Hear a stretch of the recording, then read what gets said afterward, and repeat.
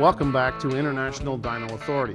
On this episode, we're discussing ignition timing, why we set ignition timing, why we care about ignition timing, how to check ignition timing, and what does it do for us. Stay tuned for this episode.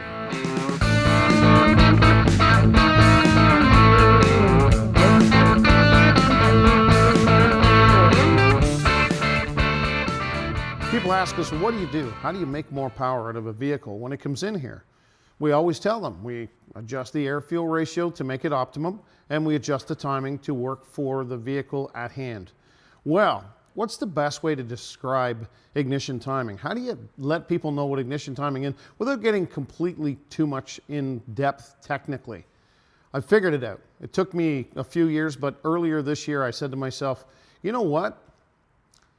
When Lance Armstrong was winning all of those Tour de France's, somebody spent a lot of time figuring out how to make sure that when he was pushing down on that pedal of that bicycle, that he was getting the absolute most power, not only for the bicycle, not only for the athlete, but for the geometry of his particular body.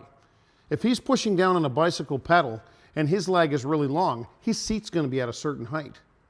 If we lower that seat, it's going to make his leg go at a much greater angle. He's not going to get the same amount of power. So let's take a look at that. If we look here, we see the pedal. If we start pushing back here, we're going to waste a lot of energy because we're really not going to make any force on the pedal pushing down until we get the pedal around the corner. So if you can kind of understand that, the more you raise or lower the seat, depending on the length of the top of your leg or the bottom of your leg or the overall height of your body, that's the geometry of your body. The exact same thing happens inside of a motor. Let's look here. When we're lighting off a spark, and this is what happens, the fuel and air are introduced into this area. So the fuel and air mix together up here. When we're lighting off a spark, what we're trying to do is light off a spark so that we have what's called a controlled combustion event. The better we do that, the more efficiently we do that, the more power it's going to have to push when it gets on the far side. We're certainly not trying to make it push over here. Generally, we're going to have the ignition timing somewhere between 20 degrees before top dead center and 40 degrees before top dead center. And this depends on the efficiency of the combustion chamber. The more efficient the combustion chamber is, the less timing you're going to need, because it's going to burn the fuel and it's going to light the spark and it's going to create that controlled combustion event more efficiently. Now, if you have a really bad old setup and a very inefficient combustion chamber, you're going to actually have to light it off as much as 40 degrees before top dead center. Now, here's one universal thing for all motors made. All motors make their most thrust, the best amount of power they can possibly make, between 15 and 18 degrees after top dead center.